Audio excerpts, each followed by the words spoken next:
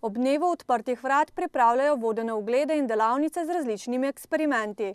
Posebej bi rekel, da smo šli v še nov dogodek, eno novo aktivnost, ko smo povabili šole, ki želijo sodelovati, torej zagnane mentore in zagnane učence, ki ogromno delajo na šolah, in kot ste videli, danes je osnovna šola Boštanj predstavila pravi in neverjeten verižni eksperiment. Učenci v interaktivnem multimedijskem središču lažje spoznavajo svet fizike in fizikalnih zakonitosti iz vsakdanjega življenja, meni učitelj z osnovne šole Boštanj. Prvič smo bili lansko leto, ko smo predstavili dejansko učencem tele delavnice, oziroma nam je gospod Gresija ponudil. No, letos smo pa v bistvu se dogovorili, da predstavimo še naš izdelek, to je ta naš verižni poskus, s katerim smo se predstavili že na dnevih fizike v lanskem letu.